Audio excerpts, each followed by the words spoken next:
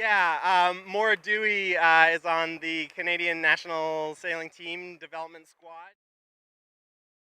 On the West Coast, and which is great because Leslie and I race together a lot, and it's great when you've got your partner with you for training and for traveling and understanding why you need a new main sheet and you don't have to get permission, and so they're totally synced up that way. And they've also raced, I think, in the Melgus, was it 24 World Championships when it was out in Victoria, and so they look just to get out and sail, right? Which is, I think, the important thing for all of us.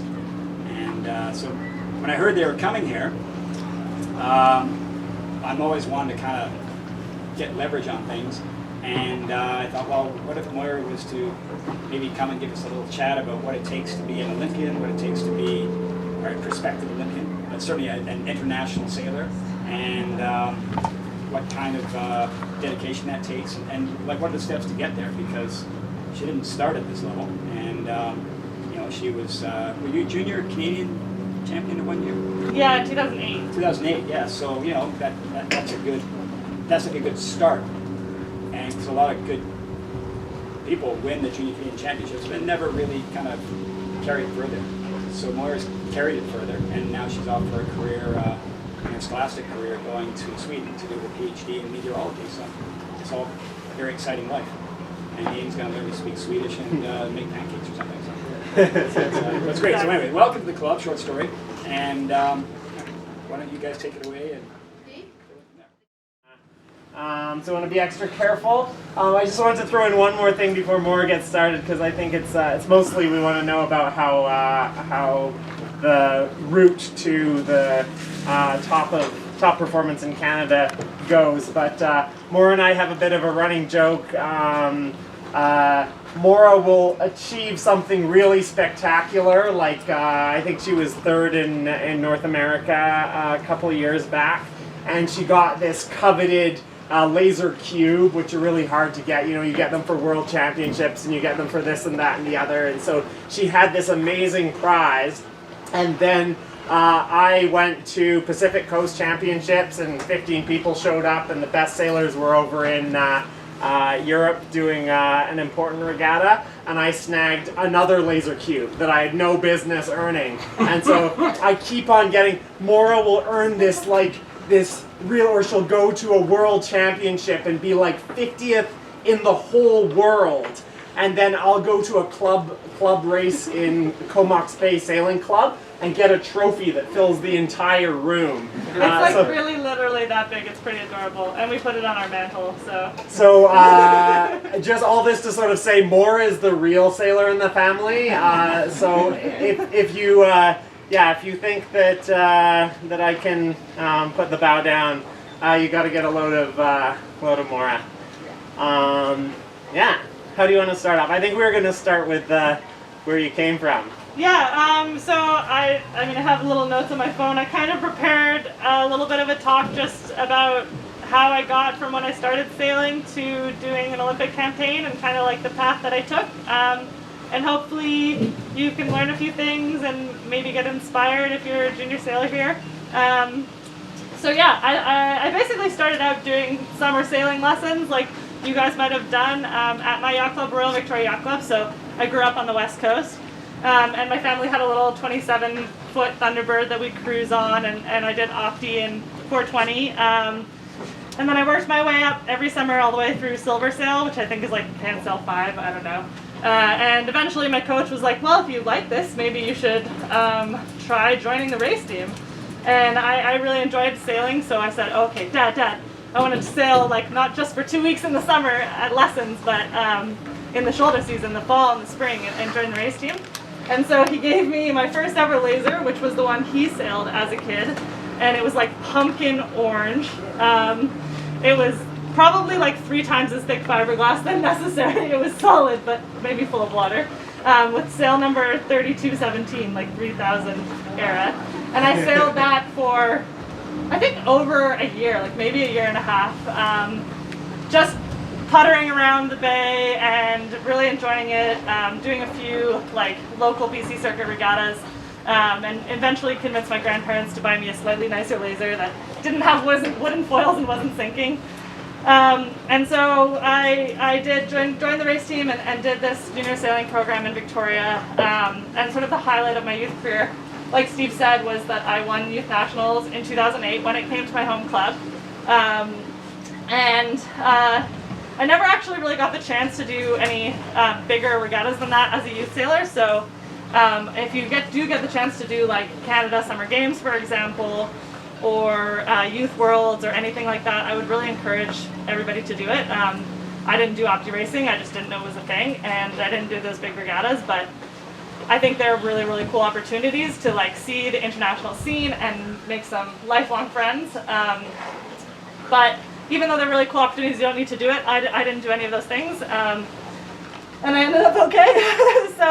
So yeah, I did the junior racing program all the way through high school and through university, but it was important to me at the time to go to school, not necessarily focus on sports right away. So I basically just sailed on the local race team whenever I could, but doing local regattas throughout my university degree. And then I graduated in 2015, and I was thinking, okay, what do I want to do next with my life? Well, I really like the sailing thing, and I have spent a lot of time in school, so maybe instead of doing some more school, I'll see if I can make a go of sailing and see how good I can get. So that was when I sort of decided to set my sights on trying to make the national team, the Canadian sailing team. And I went to my first ever World Championships, which were in 2016 in Mexico. And I actually stayed with Dave and Tina, who are members here, Ian's dad. And it was just like a totally eye-opening experience. So I was pretty young. I had never sailed outside of Canada or the US before. And I was lining up next to people that were multiple-time world champions, Olympic champions. And I just thought that was so, so cool. I was Mexico. Yeah, in Puerto Vallarta. I was definitely getting my butt handed to me, but it was really inspiring to be able to like be in the same race course in the same competition as somebody who's an Olympic medalist. And I think that's very unique about sailing. You know, you can have the opportunity to do the exact same competition, the exact same course as the best of the best, and that's really inspiring. For me, for example, my boat was right next to a girl called Paige Rayleigh, who's many-time Olympian, world champion, and I was so starstruck at the time, but she was really nice, and now it turns out we're very good friends. We're training partners, so I think that was one of the inspiring moments for me to be like, wow, I'm here with these world champions, and like maybe I can make it there.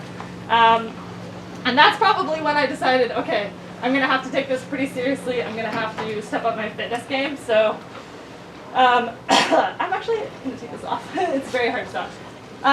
One of the things that I wanted to talk about, like a few tips and tricks.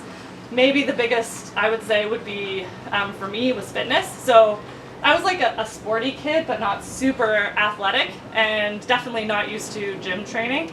And I think that's a common thing for a lot of like young girls. They're not necessarily introduced to the gym.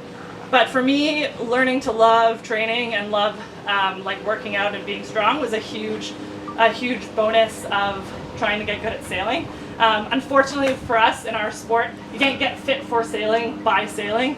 It would be really nice if you did, but you have to train in the gym. And I was really lucky to find some trainers early on who were excited about my dream of making the national team and really wanted to help me out and help me get strong. And now I really love that process. I really like the idea of being able to do things like being strong, having the skills that I need to get my boat going fast. And I actually tell Ian all the time, I think of it like a bit like a leveling up in a video game.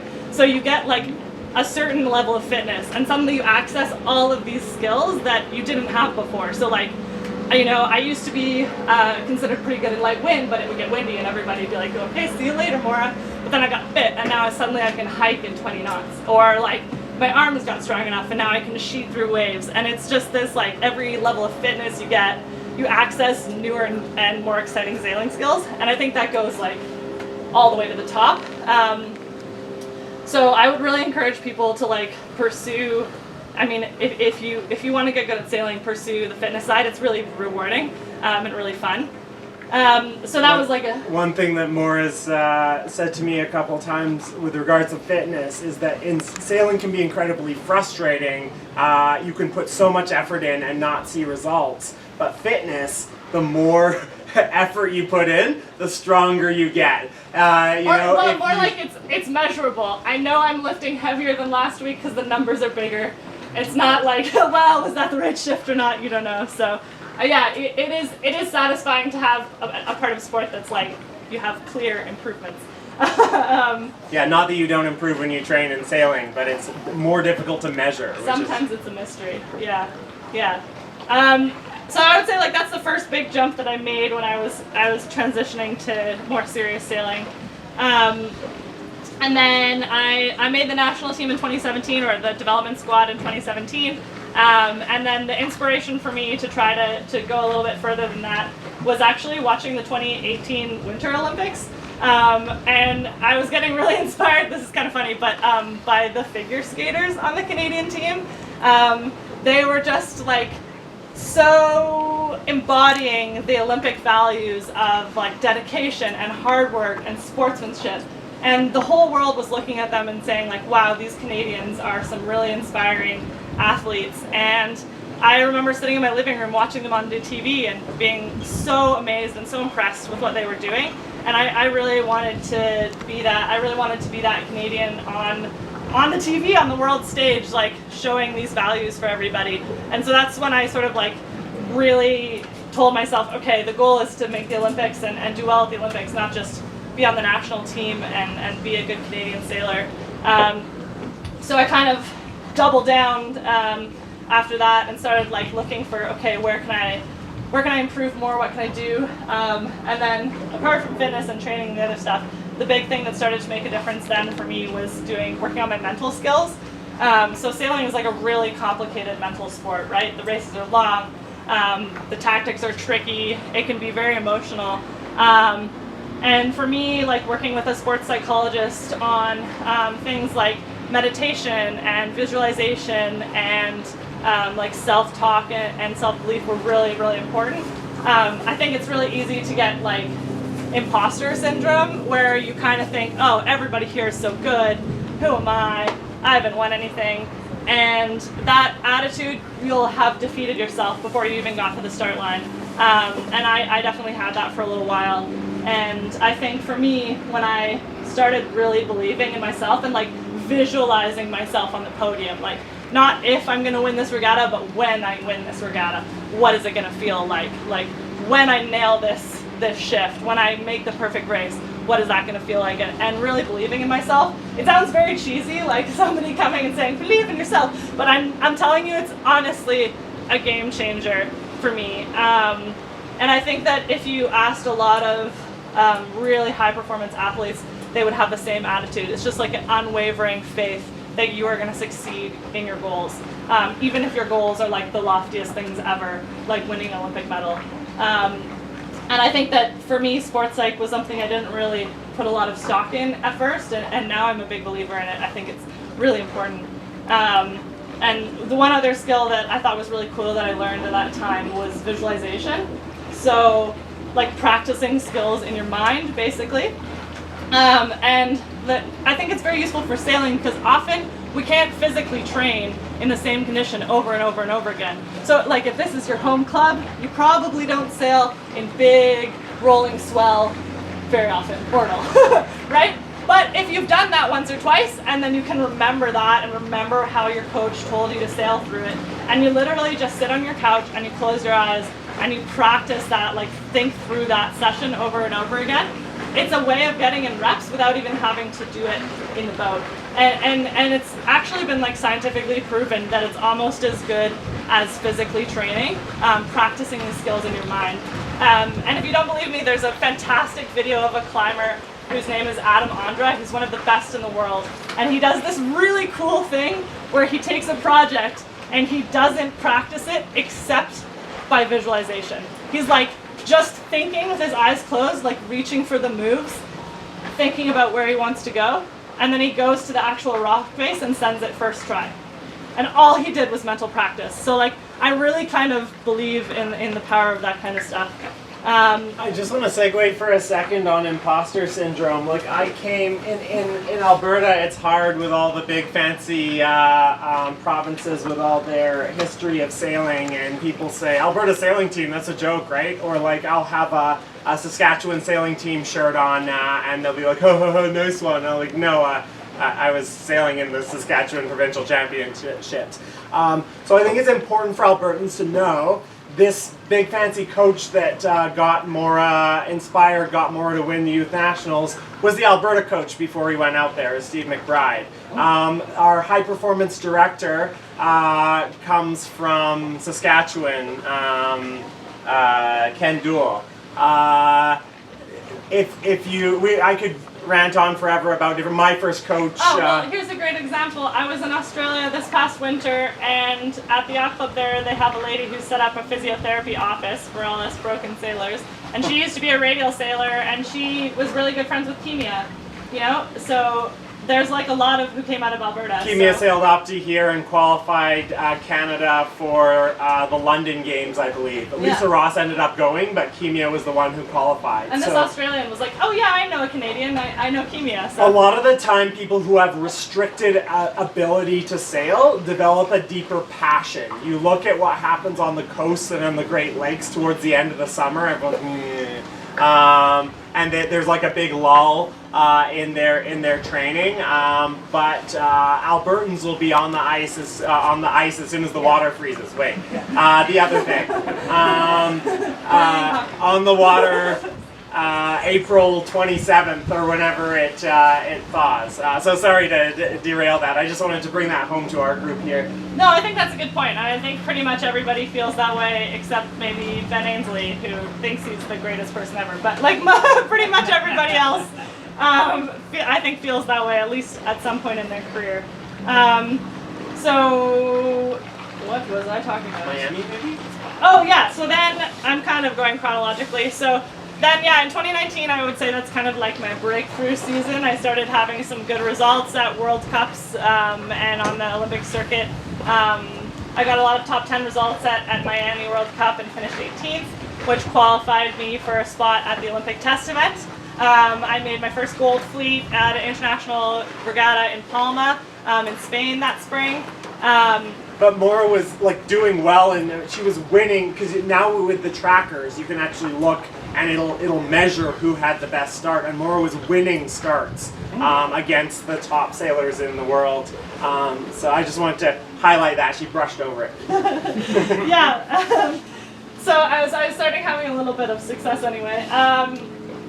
And just like, like this past year has been really amazing. As a result, I've got to travel a huge amount. Last summer, I was in Japan twice, once for our World Championships and once for the Olympic test event, which is like a sort of a warm-up for the Olympics where each country sends, their Olympic prospects. I got to train in Mexico and in Portugal, and then do 2 regattas in the winter in Australia and Melbourne. So it's just sort of like opened up all these amazing travel opportunities and things for me that I wouldn't have had the chance to do otherwise, which has been so cool. We don't get a lot of touristy time, but like I always try to have at least one rest day where I get to do something like go pet kangaroos or go to a Buddhist temple in Japan or all these kind of things. And Japan was cool because they had actually advertised that the Olympic sailing event was happening in this neighborhood, which I don't know, most places you go, they're like, what do you do? And you're like, sailing. And they're like, is that sitting on a yacht? Like, how is that a sport? But these guys actually knew about sailing, and they were so excited. Like, the general public was so excited to see us and wanted to take pictures and stuff. And I had never experienced that before, like people being interested outside of sailing. So that was super cool. And sort of like the last thing that I wanted to touch on that sort of like in the last year has been part of our success is how strong the Canadian squad is right now. So I really think that you're only, as good as the people that you're training with and the squad that you're a part of. And I think that in the past there's been, people trying to go it alone or be an individual, and I really don't think that works. I mean, maybe you'll get there eventually, but it's going to be so much easier and so much more fun if you have your friends with you. And so the Canadian girls right now, I think we're doing so well in that department. We have so much fun on and off the water, and we really push each other. super hard to be the best we can be, and I think that makes us go so much faster in our skills and at regattas than we would if we were on our own.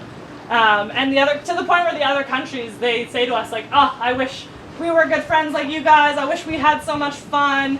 And I'm like, yeah, it's fun, but also we're gonna get so much better at sailing by having this tight squad. And for me, it's the most important thing that Canada does well as a country. You know, I would much prefer to have a Canadian radial sailor on the podium at the Olympics that isn't me than have me go because I like broke off from the team or there was infighting or something like that. I think it's so important that the squad succeeds and we'll all like lift each other up. So I would say that like finding some good training partners that can push you and opportunities where you can sail with people who are better than you and are going to help lift you up is so important.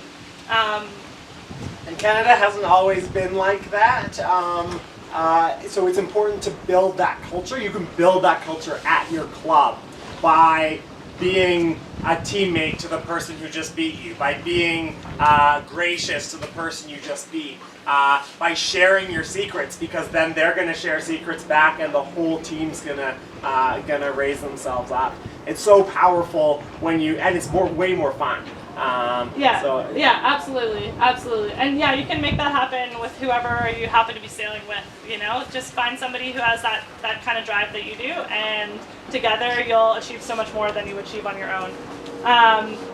So yeah, now we're in the midst of the trials for the Tokyo 2021 Olympics, which are hopefully happening next summer, and I'm fully steam ahead for that. As Steve said, Ian and I are moving to Sweden actually this summer because I got an opportunity to. I want to rewind for a second. Well, no, I'll get there.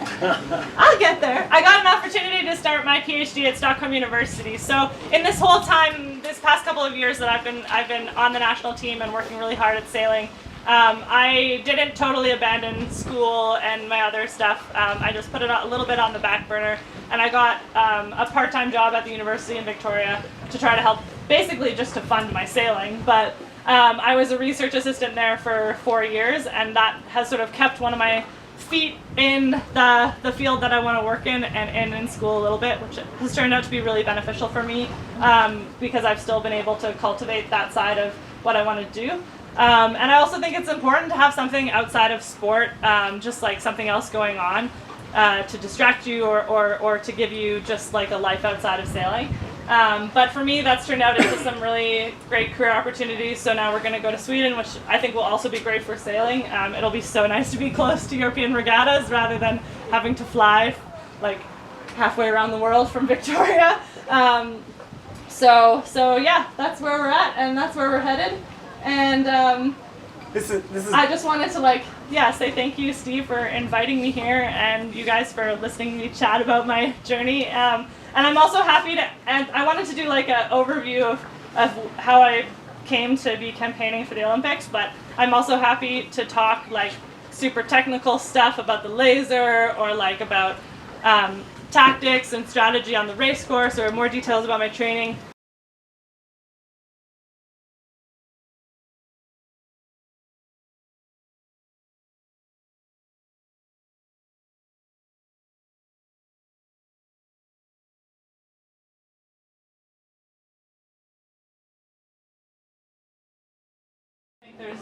You need some endurance training cardio, especially for laser, you know? The races are going to be 45 minutes to an hour long, and you're going to do, well, some of our regattas will only do 2 a day, but if you're, you know, I go to smaller regattas now and they say like 5 races, and I'm like, oh my gosh, are you kidding me? I can't sell 5 races anymore.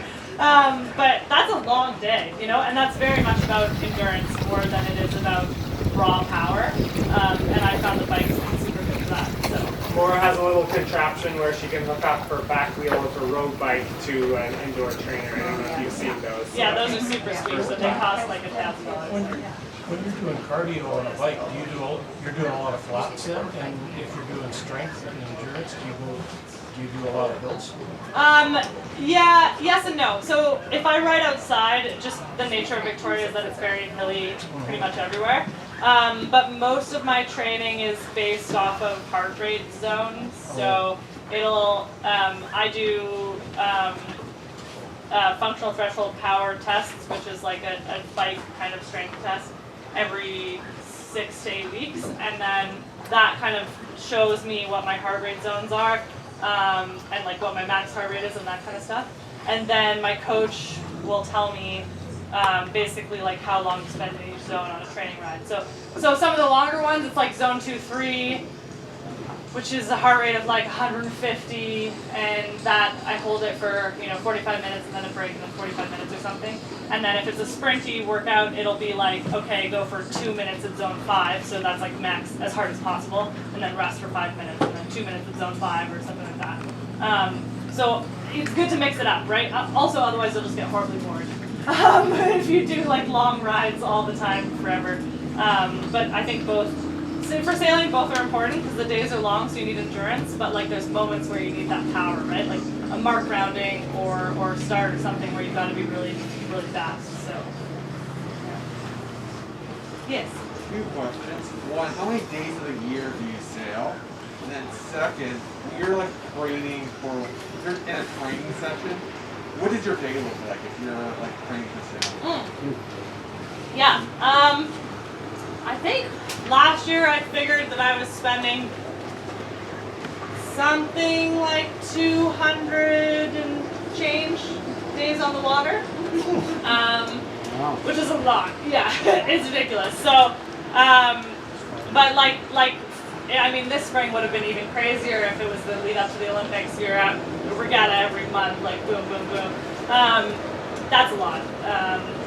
But I would say that that's kind of standard for the top end. Like, if you look at the guys who are doing it full-time professionally, they're hitting upwards of 200, probably not more than 250, but like a lot. So 5 days a week. Yeah. But these are short. They're not like. Oh yeah. So my average. So then the next answer is like. So we just did a big training camp all of July in Kingston, and we were sailing 5 days a week. But the on-water session is about 2.5 hours, typically on average. Like a long session would be 3.5 or 4 hours, and we don't do that very often. It's normally about 2.5. So like a typical training day. I like to sleep in. I'm not a morning person. I really wish I was. Like. You can see some sheet drops, but good. Just little body movements there, adding. Nice. Just those little moments. We're getting a little bit light here. Remember to bring that body weight in. She lost a bit of angle. Nice, there, like that. Little ease there for extra power. And she's really showing how that extra body weight is she's capable of that extra body weight. She's creating good pressure with a nice timed rudder, body up, followed by the down and heading up. A map or a path. But if you say, okay, my goal is to like squat this much at the gym or learn this specific technique or skill, then it gives you like a map for what you can work on and how you can. It's like an actually achievable concrete thing. So I found that process goals are really key, and also it helps you focus away from results. So, like especially if you're sort of starting to race at a new level, like for me when I started to race on the World Cup circuit or the Olympic circuit, you're gonna spend a lot of time at the back or at the very best like in the middle, which is almost worse than the back because it's so crowded. And it's kind of demoralizing, like you spend a lot of money and a lot of time and you fly somewhere really cool and then you struggle, and it's hard and it's exhausting. And I think if you focus on outcome goals in those situations, like I try not to look at race results during a regatta, for example, because it's so easy to say, oh, I thought I was doing better, or this regatta is so hard. And I just find that too demoralizing, like it's just it sucks too much. Whereas if I have a process goal, I'm like, okay, this time, last regatta I got like 4 BFDs, black flags. So to this regatta, my goal is to never be over early, and then I achieve that, I can come home from that regatta being a total success, and it doesn't even matter what my results was. And I find that, like, for myself, that's a lot, makes me a lot happier about the process, and is a lot more rewarding than just being like, oh, I was 60th or something, like, woo, you know. It's a long-winded answer, but I think it's really important. I want to throw in my two cents about this, is just that if you can figure out something that has worked repeatedly for other people, or if you're lucky enough to have a coach that you really, really trust, that allows you to trust the process. So when things are going wrong, and they always do in sailing, which is one of the things we love about it, is that it rewards you randomly. You know, like you try so hard, and sometimes you do exceptionally well, and you get inspired from that. And then you try so hard, and it totally doesn't work at all. But if you've identified a process, and you know that you are making gains on that process, you're achieving the goal of hitting the next step in that process. I'm eating properly, I'm putting sunscreen on, I'm hydrated properly, my mark roundings are good, my starts are adequate, you know, I am reading the sailing instructions, you know, like, you do all of the things that you know you're supposed to do, and you do those really well, that will create results. And that's the trust you have to have. So if you can trust in the process and then set goals that you know get you closer to the target, the random rewards and random punishments are tolerable, because you know that you're just on the path.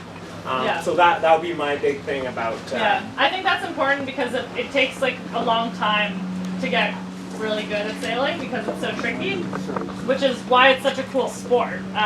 You know, it's not like, I mean, I don't want to say that like Olympic weightlifting isn't cool, but there's like, this is heavier than anybody else's, so then I lift it, it's over. Whereas sailing, like, I don't think anybody in the world's ever sailed a perfect race, ever. You know, and I think that you could sail at a high level for your whole life and still like learn new things, and that's really cool. But it also means that you have to realize it's going to take a while to get good, and it's going to take a long time. So if you can trust the process, then you don't mind that it takes a bit longer, you know? Whereas otherwise you might want the results to happen faster than they might, you know? Talk about marking lines. Yeah, somebody was saying this the other day. My hot tip is that you should definitely have marks on all of your control lines, especially in the laser, because you've only got 3. So it's not too hard, and it doesn't, honestly, it doesn't even matter where the markings are. It's about it's for you to be consistent.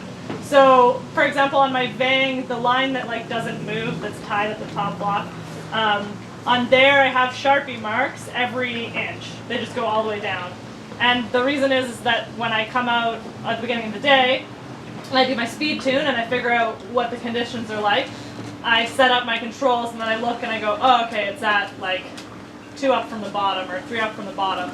And then in the race, when it's all hectic and I'm trying to round a mark, I know I just pull it straight to there, and there's no thinking required, and it's pretty much ballpark the right place. Maybe I need to adjust it, the wind changes, but it makes it so much easier to dial in your boat quickly, and it makes your mark roundings a lot faster, because you're not spending a lot of time after the mark fiddling with your controls. So I have those marked on the vang. I have tape lines on my boom, and a little piece of tape on the outhaul line that moves along, so I can see where the outhaul setting was. And same thing, it just makes the mark roundings faster and more efficient. And then on the Cunningham, there's a bunch of ways to do it. You can either like mark the secondary, whatever, the line that doesn't have blocks, or you can mark the mast, or you can just like have all your watches and various things and see how far it goes down on the boom. But I think it's important to, in sailing, just like do as many things as you can to make it easy, so that you don't have to think about them. You know, if I don't have to think about vang all day, that's great, because there's so many other things to think about on the race course. So like markings kind of help with that. They just make it easier and automatic to get it in the right spot. So I would recommend it. I would also recommend from today that everybody get a masthead wind indicator. I didn't have one, and I kept looking around, and nobody had one, and it's super shifty here. You can also have the wind indicators that come off the front of the boom, which a couple people did have, but I find that those get really impacted by the turbulence coming off your sail, especially going downwind. So it's just The masthead flies get impacted by the mud. That's my experience. You buy the Opti ones that are as cheap as possible, because I've lost the fancy ones and it's not worth it. I broke like 3 of them in Japan. It was horrible. But yeah, there's like the same ones that the Optis use. Just shove it in the front of your sail, not the back. It'll fall out if it's in the back, but in the front at the top before you put your mast up. And it's a lot more reliable, I think, for the downwinds. Yeah, and then it also gets you looking up at your sail, which is positive. The important thing is that the boat is balanced. So if you were like the fittest person ever, and that would be with the boat as flat as possible and hiking as perfectly. But what really matters is that you have consistent pressure and lift off the foils, which happens when the boat is steady, like at a steady angle. So in a perfect world, that steady angle is flat all the time. But that's really hard to achieve. So if you can keep it at, like, hike a little bit less hard, off your ankles, like a little knees bent, tighter hiking strap, and keep the boat at 5 degrees, but it's consistent, that's very important. So anytime the boat, especially heels to windward, that essentially means that you've lost all of the lift off your centerboard. So you're going to slide sideways really fast. And in order to re-engage the foils, you're going to have to lean extra hard to leeward, like maybe even steer down a bit, and then re-engage and be able to go straight on close hauled again. So, like, in a perfect world, the boat is flat all the time, but the important thing about that is that the pressure and the lift on the foils is consistent all the time. And that's maximized when the boat is flat. I wouldn't recommend sailing around with 30 degrees of heel and being like, yeah, it's consistent. You'll definitely go sideways.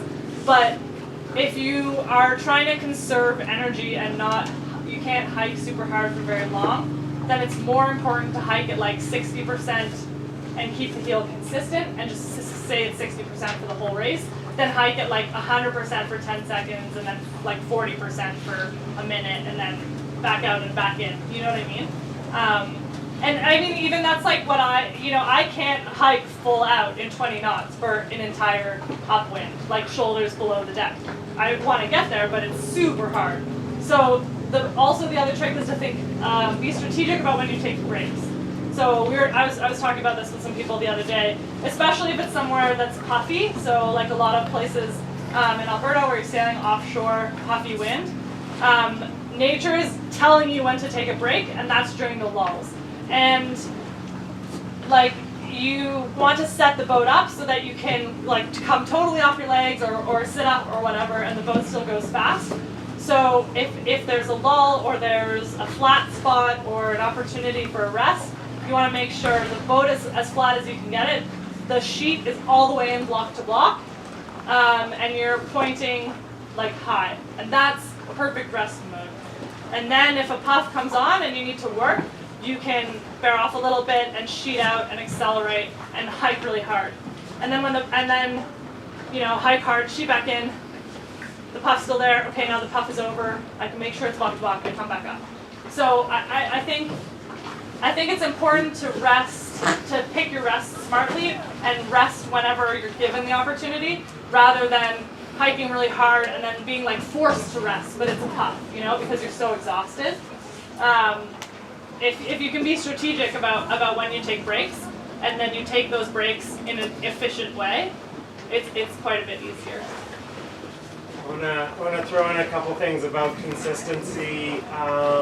There's a couple tools you can have there. One of them is practicing watching puffs on the water. A lot of people, you look at the water, they can't see anything. It sounds hokey. It's like, yeah, right, you can see the wind coming. But if you practice enough, you can see the big ones coming. And then as you get better seeing the big ones, you see the slight, the medium ones. And And it's a skill that you have to practice. Every time you're looking at the water, you know, your friends are seeing a sunset, you're seeing puff in 20 seconds.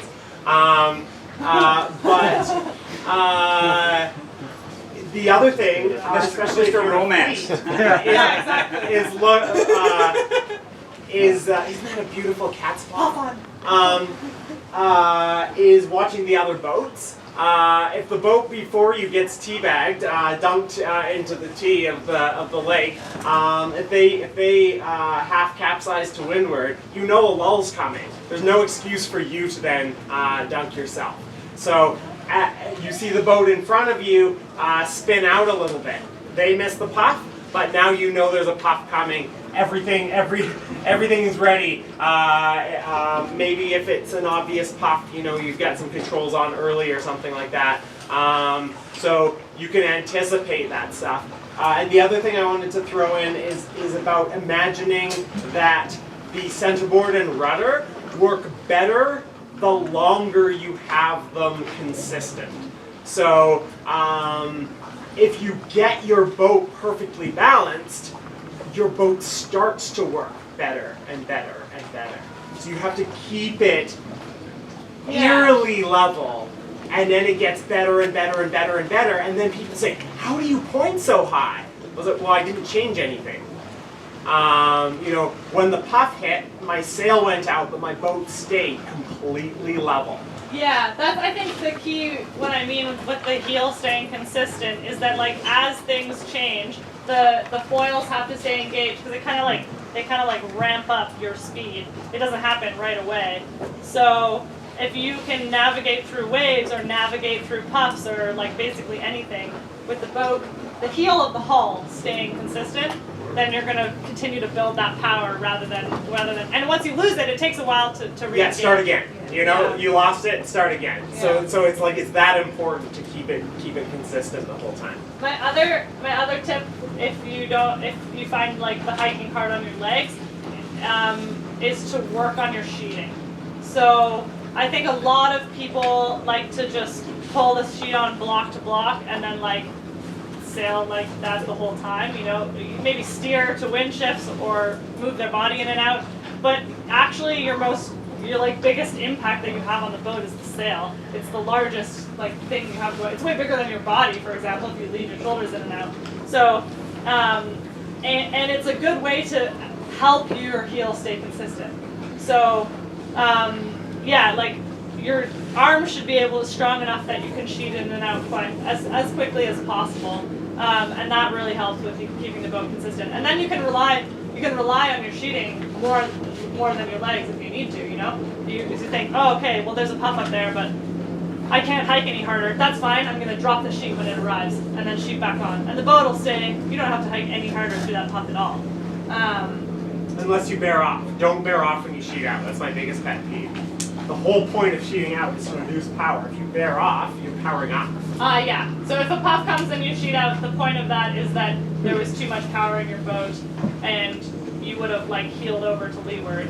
So you sheet out instead, and then you sheet back in, but you continue going straight. But because you've lost power, and you lost power on purpose by sheeting out, it's going to feel like you almost have to head up to go straight. If you keep holding the tiller as hard as you were before, and you let the sail out, the boat will bear off. So it's like ease sail and ease up on the rudder so that the boat goes straight and stays balanced, and you don't get into this cycle of bearing off, bearing off, bearing off, bearing off. I'm not going upwind. Oh no. Yeah. Yeah, I think the boat balance is really helpful. It's just helpful as a different cue than like flat or high card. You know, that's the goal of all those things is really to keep the foils balanced. That's actually a really helpful answer. Yeah. Different than what I expected you to say, so that's great. Oh, that's good. I would have a squat rack, if possible. You have to be careful about learning to squat first. So I don't know if you'd want that. Well, I don't. As long as you know how to squat and you have people who can teach people how to squat safely. I just want to throw that in. I don't think that you need to lift super heavy. So like, don't get a squat rack and then go around trying to like squat 300 pounds. You know. For me in my programming, a lot of my weight workouts are like high reps and lighter weights. So, you know, I'll do sets of 12 squats, like 4 or 5 times. And if you're new to squats, you can just do that with a small dumbbell, like holding it in front or something like that. Like at home, this whole spring, Ian and I haven't had anything at home heavier than 35 pounds. And so we've been doing a lot of, you just do a lot of volume of squats. You do them slowly. You do them on one leg and then the other leg. You know, you really don't need stuff that's super heavy. So the 150 pounds that I'm using is over the top? Well, it's fine. It's fine if you're that strong. Kilos. Yeah. Oh, kilos. Go to Masters Olympics Okay, right so, there. so But yeah, no. So I would say, weights, yeah, probably squatting. a set of dumbbells up until like 40 pounds would be awesome. Yeah. And something to do pull-ups on. I think pull-ups are really good for your arm strength and your back So you're strength. talking about Getting on Yeah. the centerboard. Yeah, yeah. recovery. A lot of your power in your upper body, like in your arms, comes from your shoulders, not Yes. necessarily like having big biceps. So having like pull-ups are really good for that kind of thing.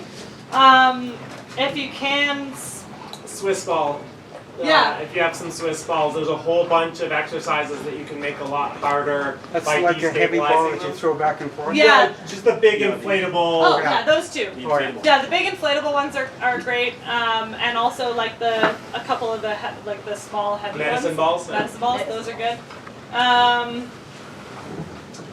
Yeah, I mean. Elastic bands. We have. Oh yeah, I use bands. They're like large circumference elastic bands that are kind of hard. Those are Couple of really. these, Bill.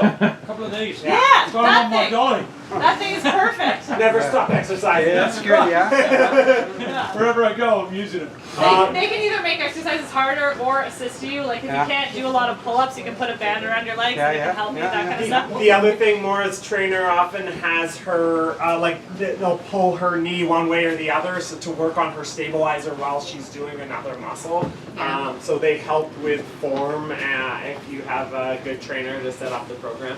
Yeah, yeah. For And pull- the last thing that would be helpful would be to have some kind of bench.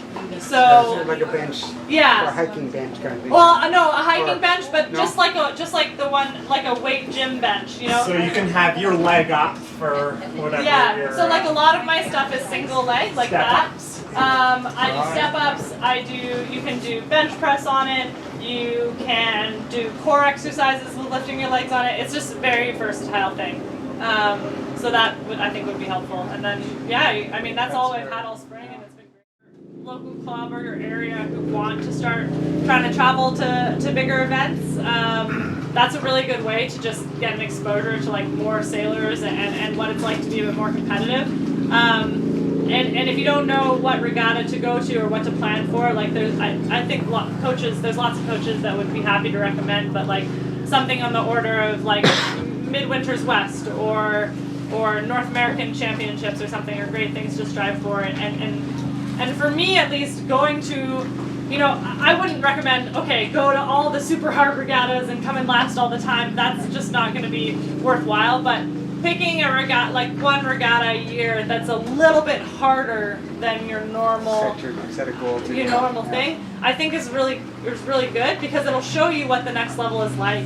It'll introduce you to a lot of other sailors you might not meet in your local circuit, and it's at least hopefully be like a little bit inspiring for things to work on. So That's this has a great. lot to do with season planning, so it's really important that you don't just show up at the hardest regatta of your season without having trained. You know, you'll have excuses. Oh, I didn't train hard enough, or it's so early in the year. That's why Midwinter's West is sometimes a bit questionable for Albertans because Oh yeah, it's like in March. it shows That's not up a good idea.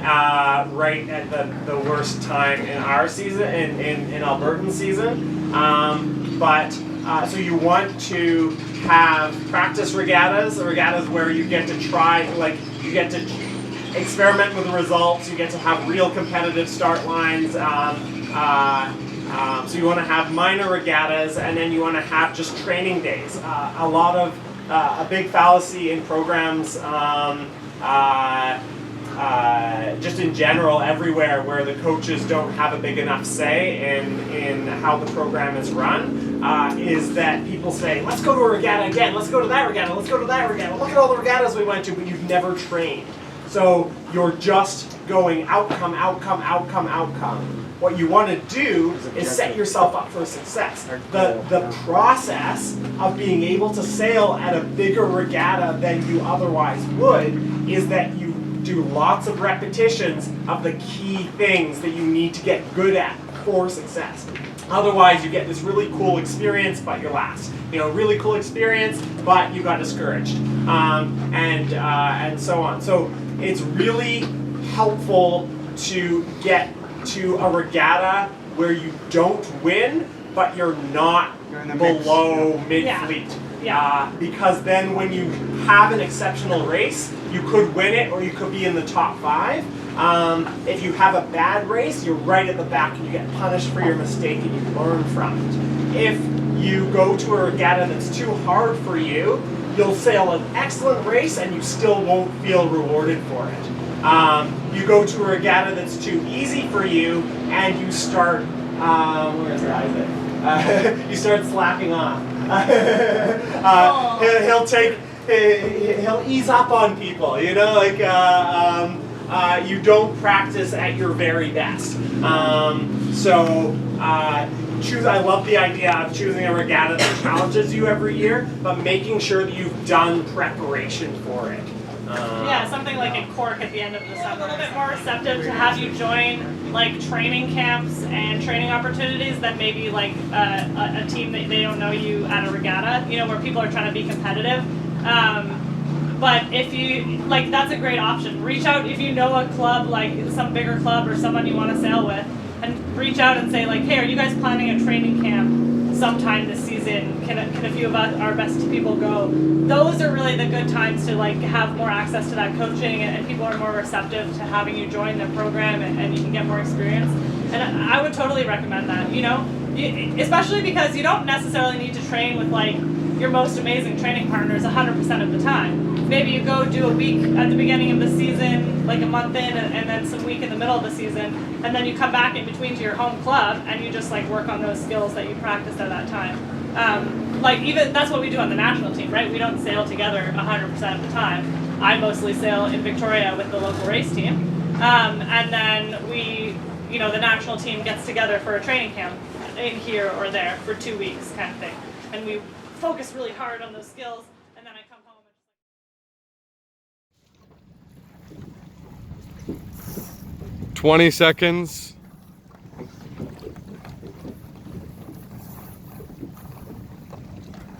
I'd be creeping by now. You guys are pretty far. 10, 9, 8, 7, 6, 5, 4, 3, 2, 1.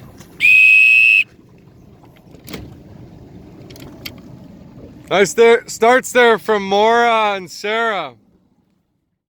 It was really good. Maura is an incredible person. Maura and Ian are both super incredible. So we're lucky to spend time with them.